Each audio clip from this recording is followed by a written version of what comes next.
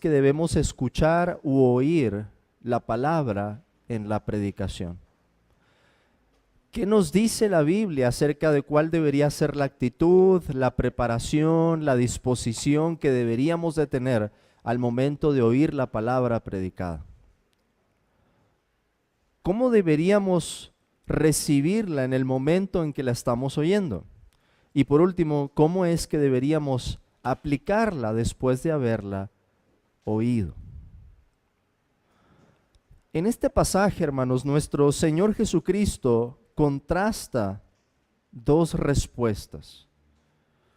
Uno oye sus palabras y las hace, y otro oye sus palabras, pero no las hace. Y el Señor compara ambas respuestas con dos diferentes hombres. Un hombre pone el fundamento para su casa y el otro no lo pone. Dos respuestas, hermanos, que ejemplifican, en resumen, cuál es la manera o cuál es la reacción que tenemos a la palabra de Dios. Pero lo es así, hermanos, desde un principio. Piensen en lo siguiente. ¿Cuándo fue el primer momento en que el ser humano oyó la palabra de Dios? ¿Cuándo? ¿En qué momento? ¿Alguna idea, hermanos? Adán y Eva, ¿ok? Ellos oyeron la palabra de Dios por vez primera. Y esa palabra era la que les indicaba qué debían hacer, cómo debían de vivir, de qué se trataba su existencia. Ellos oyeron, por así decirlo, el primer sermón. Y el primer sermón fue predicado por Dios. Pero luego oyeron otro sermón. Alguien que tenía un mensaje diferente al de Dios. Con que Dios les ha dicho, no coman de todo árbol del huerto. La serpiente. La serpiente también tenía un sermón. La serpiente estaba predicando. Tenía un mensaje distinto al de Dios, queriendo moldear la forma en que Adán y Eva iban a pensar acerca de sí mismos, acerca de Dios, acerca de las cosas que Dios había hecho. Esos han sido los primeros sermones. Y así, hermanos, como cuando nuestro Señor Jesús nos habla de los dos cimientos, así ocurrió también en un principio. Adán y Eva oyeron la palabra de Dios, pero ¿cuál fue el problema? No la hicieron, no lo obedecieron. Más bien siguieron lo que la serpiente estaba diciendo. Y fue grande la ruina de aquella casa. Podemos decir, fue grande la ruina de la humanidad por haber seguido la palabra de la serpiente. ¿Por qué será importante entonces escuchar la palabra en la predicación y saber cómo escucharla? Porque en resumen, hermanos, y no estamos exagerando al decir esto por lo que encontramos en un principio, en un sentido, de eso depende nuestra vida. Lo que oímos y cómo lo oímos. Piensen en lo siguiente. Si estuviéramos en algún otro lugar en el que no se está predicando el evangelio, y yo hablara de cualquier otra cosa y no mencionara nada acerca del pecado, yo no dijera que el único nombre en el que hay salvación es el nombre de Jesús, sino que me pusiera a contar alguna historia de algo que me pasó en la semana y la adornara con algunos versículos, mi alma estaría bajo un gran peligro. Yo incurriría en condenación, pero no solo yo, también ustedes. Si estuvieran escuchando ese mensaje e ignorando el mensaje del evangelio. Eso es el qué, eso tiene que ver con el qué de la palabra. Pero ahora piensen en lo siguiente. Si yo estoy predicando el evangelio, claramente, exponiéndolo, si yo estoy diciendo que Jesucristo es el único mediador que puede reconciliarnos con el Padre, pero ustedes no ponen atención y están distraídos y entra alguien, ¿verdad?, en el local de la iglesia y todos voltean y se para alguien al baño y todos voltean y decimos, ya me dio calor, tengo hambre y nadie pone atención. ¿Qué pasaría? Por más claramente que se predicara el mensaje, no habría salvación. Entonces, el contenido de la predicación es sumamente importante, pero no solo el contenido, hermanos, también la forma en que lo estamos escuchando. Porque Jesús habla de alguien que oyó la palabra de Dios, pero no la hizo. Lo mismo que pasó con Adán y Eva. Ellos no ignoraban lo que Dios había dicho. El problema es que no la escucharon como debieron. Porque la verdadera forma de oír la palabra de Dios culmina con la obediencia, con el hacer, y no solo el oír. Quiero exponer entonces, hermanos, que escuchar la palabra predicada no es una opción, es un mandato divino, es un mandamiento. Y quiero hacer esto, hermanos, explicando mi argumento de la siguiente manera. Mi tesis es, tenemos que escuchar la palabra predicada porque es un mandato divino. Pero quiero demostrar eso, quiero demostrar que escuchar la palabra es en efecto un mandato divino. ¿Cómo podemos concluir esto? En primer lugar, la palabra de Dios conlleva la autoridad de Dios mismo y por tanto esta es obligatoria o vinculante. En Génesis 1 y 2, cuando Dios creó a Adán y Eva, se comunicó con ellos utilizando palabras. Dios no solo les hizo saber su ley al crearlos a su imagen y darles una conciencia que reconocía la voluntad de Dios. A Dios le plació darles mandamientos. Adán y Eva no habrían sabido qué hacer si Dios no les daba esos mandamientos. ¿Por qué eso es tan importante, hermanos?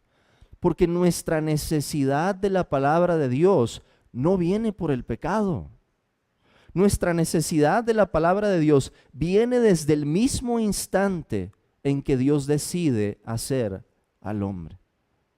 La necesidad que tenemos de la palabra de Dios viene con nuestra existencia misma. Es Dios el único que puede decirnos de dónde venimos, quiénes somos y a dónde vamos. El único que puede explicarnos de qué se trata nuestra vida, nuestra existencia, cuál es el propósito por el que estamos aquí. Dios dijo, fructificad y multiplicaos, llenad la tierra y sojuzgadla y señoread. Y el Señor también les dijo, de todo árbol del huerto podrás comer, mas del árbol de la ciencia del bien y del mal no comerás. Si obedecían la palabra de Dios, si la oían y la hacían en el lenguaje de Cristo, iban a vivir. Si la oían y no la obedecían, iban a morir. La palabra de Dios entonces impone una obligación sobre nosotros. Estamos obligados a guardarla, nos guste o no, la creamos o no, la hayamos oído o no. No podemos escapar de su palabra. Dicho de otra forma, ya que Dios es Dios, Él es digno de que lo escuchemos y atendamos con la mayor reverencia a su palabra. Vean por favor lo que dice, hermanos, el Salmo 138. Salmo 138.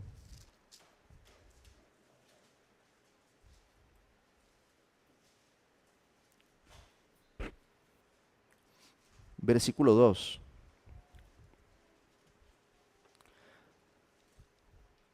Me postraré hacia tu santo templo y alabaré tu nombre por tu misericordia y tu fidelidad, porque has engrandecido tu nombre y tu palabra sobre todas las cosas. Como cristianos, hermanos, alguien podría acusarnos, quizás, que damos demasiada atención a la palabra. que ponemos demasiado énfasis en la palabra. De eso se trata las iglesias cristianas. El énfasis está en la palabra. Hay un púlpito, invariablemente, a diferencia de las iglesias de Roma, en donde el padre no está en un púlpito. El énfasis está en un altar y en lo que se va a hacer en ese altar. En el momento en que el sacerdote diga las palabras para que el pan sea transformado supuestamente, ¿verdad?, en el cuerpo de Cristo. Pero en las iglesias cristianas el énfasis está en la Biblia, en lo que estamos leyendo, en lo que estamos predicando, en lo que estamos entendiendo. ¿Por qué? Porque el Señor, hermanos, pone al mismo nivel su nombre y su palabra. No es una ocurrencia nuestra. No es que nosotros le demos más valor a la palabra de Dios que el valor que Él mismo le da. Es que el Señor mismo nos ha dicho que si algo puede estar a la misma altura, en equivalencia con su nombre, es su palabra. Por lo tanto, repito, la palabra de Dios conlleva su autoridad. Él la exalta junto con su nombre. Y por tanto, su palabra es obligatoria. Número 2, para seguir el argumento. A Dios le plació elegir a ciertos hombres para que hablaran en su nombre y registraran de forma escrita su palabra. No solo la palabra de Dios conlleva su autoridad y es obligatoria, Dios ha querido revelarnos esa palabra y lo ha hecho por medio de los hombres que Él quiso inspirar. Dios eligió a los profetas y se comunicó a ellos a través de sueños, de visiones, de apariciones, hablándoles directamente. Y Dios guió el proceso para que ellos pusieran estas cosas por escrito. Vean por favor la segunda carta del apóstol Pedro, capítulo 1.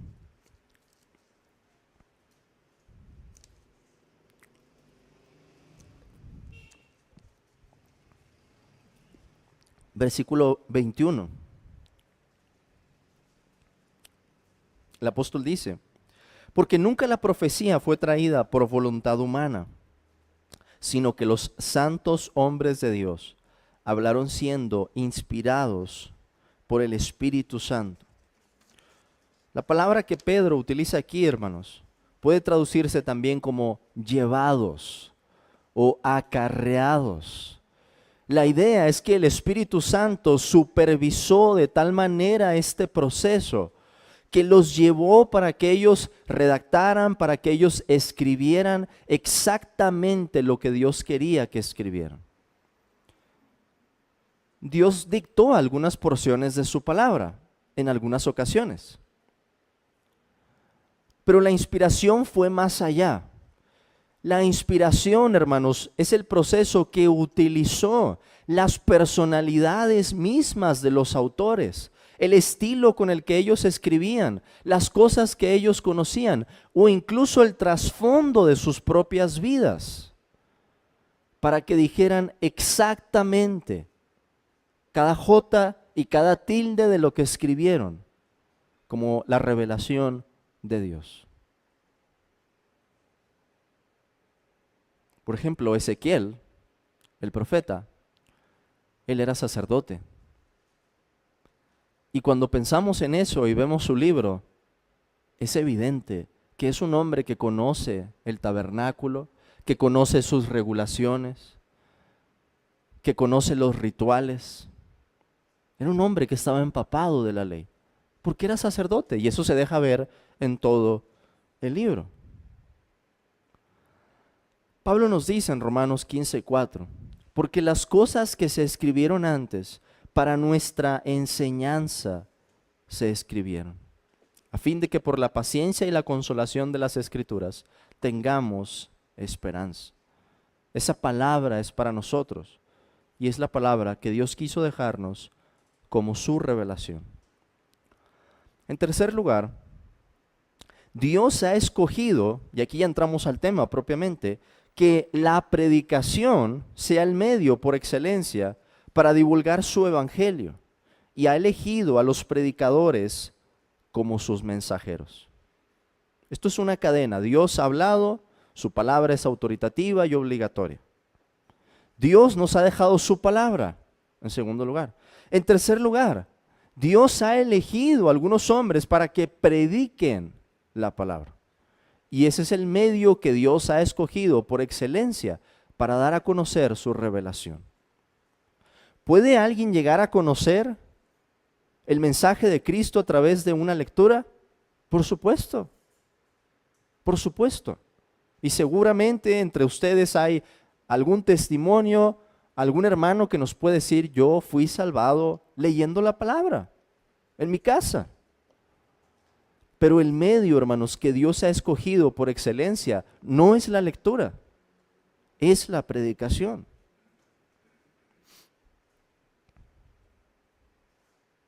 Lo vimos en la primera carta a los Corintios, en el capítulo 1. Pues ya que en la sabiduría de Dios el mundo no conoció a Dios mediante la sabiduría, agradó a Dios salvar a los creyentes por la locura, ¿de qué cosa? De la predicación. Y en Romanos 10:14 el apóstol Pablo nos dice, ¿cómo pues invocarán a aquel en el cual no han creído? ¿Y cómo creerán en aquel de quien no han oído? ¿Y cómo oirán sin haber quien les predique? La diferencia está, hermanos, en que los siervos de Dios en la actualidad ya no reciben una revelación nueva, sino que utilizamos la revelación que ha quedado por escrito. Y es por eso que el apóstol Pablo le dice a Timoteo, te encarezco delante de Dios y del Señor Jesucristo, que juzgará a los vivos y a los muertos en su manifestación y en su reino, que prediques la palabra. Hemos llegado entonces al tema de la predicación. Pero déjenme decir una última cosa, hermanos. Los ministros de Cristo, en la medida en que hablan en el nombre de Jesús y usan la palabra de Dios, hablan con la autoridad de Dios. Porque el mensaje que llevan no es suyo. Somos embajadores en nombre de Cristo, hablando del mensaje de Cristo. El Señor Jesucristo nos deja ver este principio. Él dijo, el que a ustedes oye, a mí me oye, y el que a ustedes desecha, a mí me desecha, y el que me desecha a mí, desecha al que me envió. Si nuestra predicación es conforme a la instrucción apostólica, a lo que ellos recibieron, las personas no están desechando a un hombre en la predicación, están desechando a Dios mismo al ignorar o desechar su palabra. Esa es la implicación. Por eso Pablo le pudo decir a Timoteo, esto manda y enseña. O a Tito, esto habla y exhorta y reprende con toda autoridad. Nadie te menosprecia. ¿De dónde viene esa autoridad? Otra vez, de la palabra de Dios. Creo que eso es bastante claro, hermanos. Pero ahora pensemos en cómo oír la palabra. He hecho un argumento para tratar de demostrar que escuchar la palabra es un mandato divino. No es una opción. Pero ahora hay que considerar, ¿y cómo hacemos para oír la palabra? ¿Cuál es la forma correcta de oír la palabra predicada? Y para esto quiero utilizar la pregunta 160 del Catecismo Mayor de Westminster, que dice así, ¿qué se requiere de aquellos que oyen la palabra predicada? Respuesta, de aquellos que oyen la palabra predicada, se requiere que la atiendan con diligencia, preparación y oración, que comprueben lo que oyen con las Escrituras, que reciban la verdad con fe, amor, mansedumbre y prontitud de ánimo, como la palabra de Dios, que mediten y platiquen acerca de ella, que la guarden en el corazón y manifiesten los frutos de ella en sus vidas. Ahí está, en resumen, y bien clarito cómo podemos aprovechar la palabra predicada. Esta respuesta, hermanos, nos deja ver que el oír la palabra de Dios se divide en 3 tiempos. Hay algo que tenemos que hacer antes de oír la palabra, hay algo que tenemos que hacer en el momento de oír la palabra y hay algo que tenemos que hacer después de oír la palabra. Pensemos primero en qué tenemos que hacer antes. Esto no es en la predicación, esto ocurre en un momento anterior.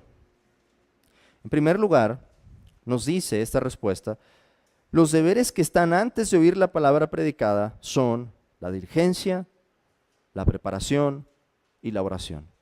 Diligencia, preparación y oración. Y en cuanto a la diligencia, hermanos, se nos cita Proverbios, capítulo 8, versículo 34. Proverbios 8, 34.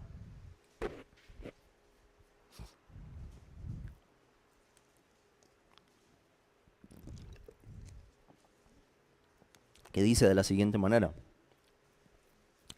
bienaventurado el hombre que me escucha, velando a mis puertas cada día, aguardando a los postes de mis puertas.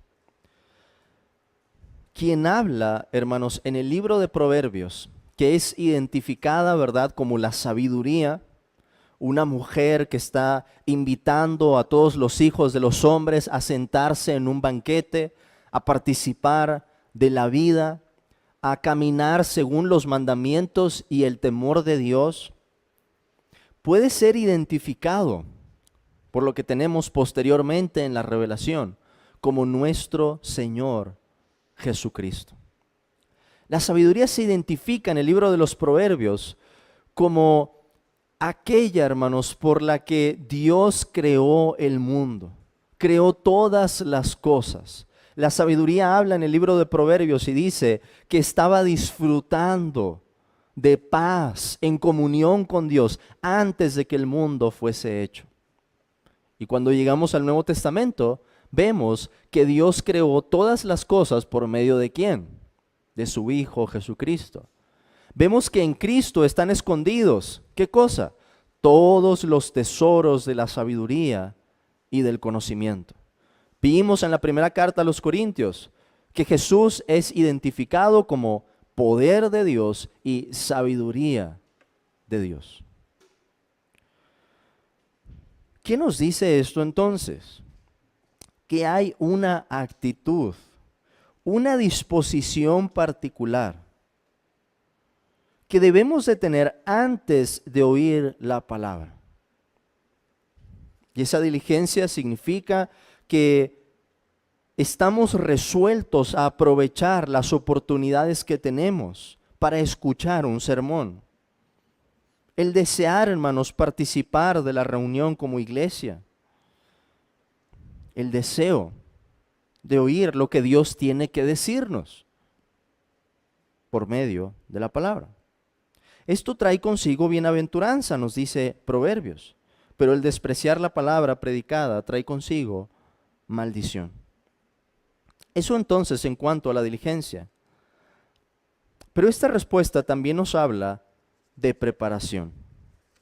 Y déjenme resumirlo así.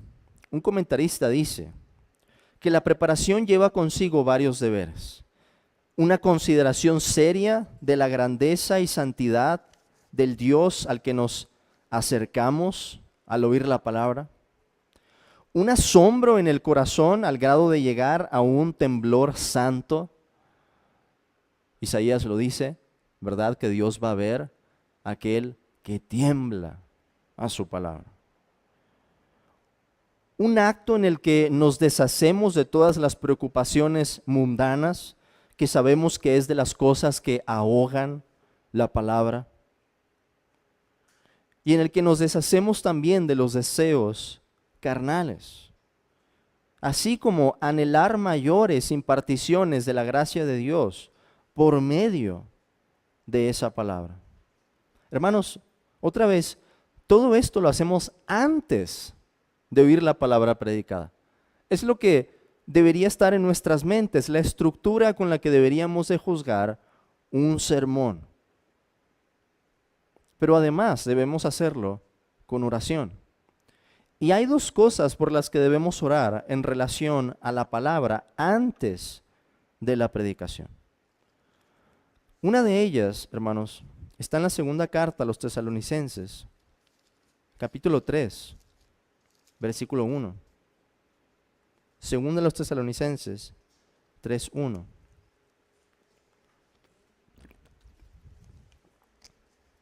Que nos dice: por lo demás, hermanos, orad por nosotros, para que la palabra del Señor corra y sea glorificada, así como lo fue entre ustedes. ¿Por qué debemos orar antes de escuchar una predicación? En primer lugar, por el ministro. Que Dios use a aquel que va a hablar, para que hable conforme a las palabras de Dios, para que pueda expresarlas de tal manera que sea un mensaje sencillo, que sea claro, que no reste de la profundidad de la palabra y que pueda hablar a nuestros corazones. Pero debemos pedir también, hermanos, que Dios nos conceda a un nivel personal la iluminación que da su Espíritu. Y eso lo podemos ver en el Salmo 119, versículo 18, cuando el salmista dice: abre mis ojos y miraré las maravillas de tu ley. ¿Por qué es entonces, hermanos, que al momento de oír la palabra predicada, unos la aprovechan más que otros? Porque antes de oírla, se han preparado de esta manera. Pero en segundo lugar está la forma en la que debemos de responder en el momento del sermón. Esto es cuando estamos oyendo ya propiamente la predicación. Nos decía la respuesta del catecismo: que comprueben lo que oyen con las Escrituras, que reciban la verdad con fe, amor, mansedumbre y prontitud de ánimo, como la palabra de Dios. Empezamos con comprobar lo que oímos con las Escrituras. Y la referencia que se hace aquí es a los creyentes en Berea. Estos que recibieron la palabra con gran solicitud, comprobando si las cosas que estaba diciendo un apóstol eran palabra de Dios. ¿Qué es lo que pasa, hermanos, cuando al momento de oír un sermón, nuestra mente está examinando el contenido de lo que se dice y vienen a nuestro pensamiento diferentes versículos que están relacionados con lo que el predicador está diciendo? Se confirma. La recibimos con un mayor ánimo todavía porque decimos: el predicador está diciendo algo que es conforme a la palabra de Dios, y entonces debo recibirla. Comprobar lo que oímos con las Escrituras no significa criticar la voz del predicador, su apariencia o su estilo al exponer, sino qué es lo que está diciendo. ¿Veo yo en las Escrituras eso que el hermano está diciendo? ¿Hay algún texto que venga a mi mente que está relacionado con lo que dice? Dicho de otra manera, debemos escuchar con discernimiento, probar los espíritus si son de Dios. Además de eso, nos dice esta respuesta que hay que recibir la verdad con fe. Y se nos cita aquí, hermanos, la carta a los Hebreos, capítulo 4, versículo 2, que dice: porque también a nosotros se nos ha anunciado la buena nueva como a ellos. ¿Quiénes son ellos? La generación que estuvo en el desierto. Habían oído la palabra de Dios, pero no la obedecieron. Y dice: pero no les aprovechó el oír la palabra, por no ir acompañada de fe en los que la oyeron. ¿Por qué no hubo obediencia en esa generación? En primer lugar, porque no había fe. Si hubieran creído realmente lo que Dios les estaba diciendo desde el monte Sinaí, lo hubieran obedecido. Pero se mostraron como una generación incrédula. Entonces, al momento de oír la predicación, hermanos, hay que asentir a la verdad. Hay que recibir la verdad. Con una actitud que dice, esto es para mí. Dios me lo está diciendo a mí. No se lo está diciendo a mi hermano, en primer lugar. No se lo está diciendo al que está sentado allá, con el que tuve un conflicto la semana pasada. Me lo está diciendo a mí. Y esto, hermanos, en sus amenazas como en sus promesas. Hay que recibir la palabra de Dios de esa manera. Hay que recibirla también con amor. Como cristianos amamos la verdad y debemos crecer en nuestro amor por ella. Nos dice, segunda a los Tesalonicenses, capítulo 2, versículo 10. Según el apóstol Pablo, ¿qué va a pasar con aquellos que perezcan en el momento en que se manifieste el hombre de iniquidad, el anticristo? Pablo nos dice que ese hombre viene con todo engaño de iniquidad, dice el versículo, para los que se pierden, por cuanto no recibieron el amor de la verdad para ser salvos. Si alguien no ama la verdad, en el momento en que se manifieste el hombre de pecado, va a ser arrastrado por su mensaje, así como la serpiente arrastró a Adán y Eva en un principio. Nosotros que tenemos la oportunidad de oír hoy, no debemos dar por sentado las verdades que estamos recibiendo. Hay que recibirlas con amor. Hay que recibir también la palabra con mansedumbre. Con mansedumbre. Esa es otra de las características. Esto es con un corazón dispuesto que dice, Señor, digas lo que tengas que decir en este día, me reprendas, me consueles, me alientes, me corrijas. Quiero recibir tu palabra. No importa si es doloroso, si no me gusta lo que estás diciendo en ese momento a través de mi hermano, quiero recibir tu palabra. Santiago lo dice así, por lo cual, desechando toda inmundicia y abundancia de malicia, reciban con mansedumbre la palabra implantada, la cual puede salvar sus almas. Santiago 1:21. Debemos recibir también la palabra con prontitud de ánimo. Y eso también lo vemos en el ejemplo de los de Berea, quienes recibieron la palabra con toda solicitud. Es la predicación el momento principal, hermanos, en que recibimos medidas frescas de gracia. El momento en que podemos tomar de un banquete gratuito que Dios extiende delante de nosotros, con diferentes verdades que aplican de una manera distinta a nuestra situación. Momento en el que Dios espera que podamos tomarlas, apropiarlas. Por último, nos dice esta respuesta en el momento en que oímos la palabra, que hay que recibirla como la palabra de Dios.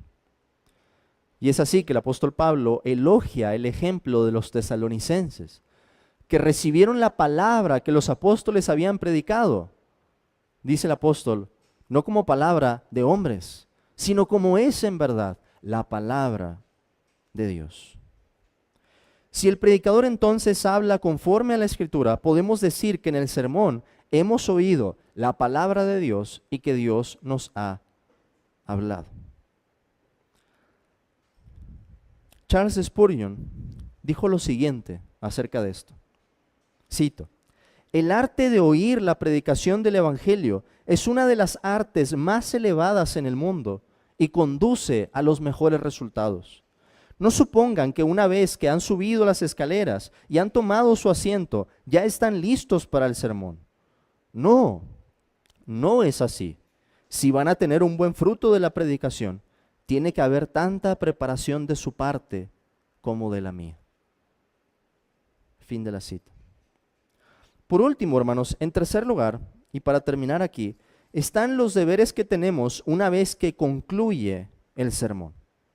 La respuesta nos decía que mediten y platiquen acerca de ella, que la guarden en el corazón y manifiesten los frutos de ella en sus vidas. Que mediten. En este contexto, meditar sería, en primer lugar, recordar lo que oímos en el sermón. Pensar, ¿cuáles fueron los puntos principales? ¿Cómo puedo resumir la verdad que escuché? Si mi vecino, si mi papá, si mi mamá me preguntaran al llegar a la casa y me dijeran, ¿qué fue lo que oíste en la predicación? En la iglesia de Roma, ¿qué decían? ¿Cuál fue la lectura del evangelio de hoy? No me acuerdo. Porque luego el padre se puso a hablar de política y de esto, del otro, de la guerra en Ucrania. Ya no me acuerdo. ¿Qué debería pasar en nuestras congregaciones, hermanos? Que si alguien nos pregunta al regresar a casa, digamos, mira, quizá no me acuerdo de los puntos principales, pero este fue el texto y este es el resumen del mensaje que escuché.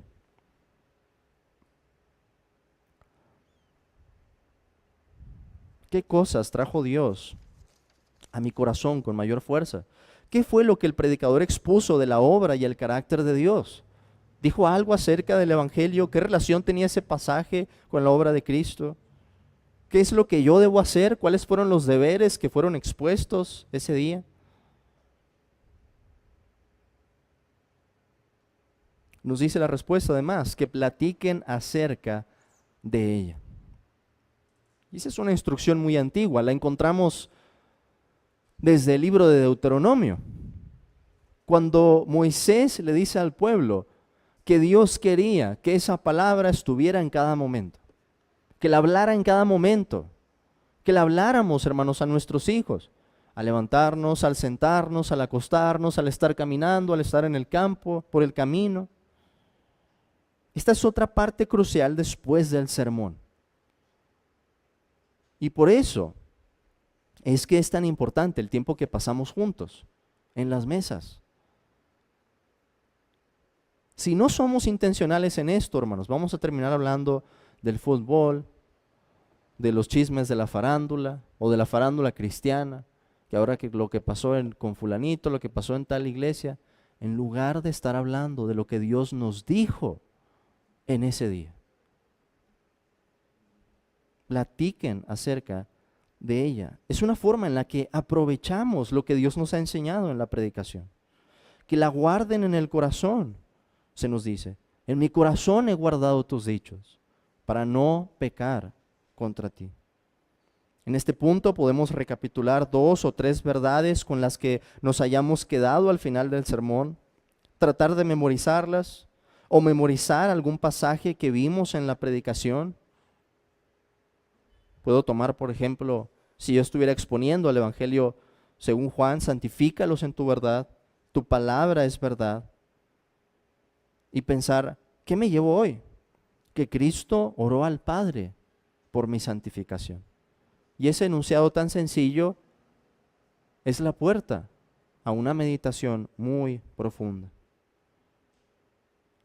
Nos dice la respuesta, por último, que manifiesten los frutos de ella en sus vidas. Santiago nos dice que el que persevera en la ley, que es no un oidor olvidadizo, sino hacedor de la obra, este será bienaventurado en lo que hace. La predicación no termina, hermanos, en el momento en que termina de hablar el predicador. La predicación culmina en el momento en que estamos obedeciendo lo que Dios nos ha enseñado en ese día. Espero entonces, hermanos, que con este estudio que he dado podamos pensar de una mejor manera en por qué es tan importante recibir la palabra predicada y tengamos en mente cómo es que la recibimos, qué debemos hacer antes de oír la palabra, qué debemos hacer al momento de oírla y qué debemos hacer después de escucharla. Termino, hermanos, con la historia de un hombre en la época de los puritanos. Su esposa se había quedado en casa por motivos de enfermedad y él justo regresaba apenas después del sermón. Y su esposa le dice, cariño, ¿ya terminó la predicación? Y este hombre respondió, no, la predicación apenas ha iniciado. Que el Señor nos dé gracia, hermanos, para ser oidores y hacedores de su palabra. Amén.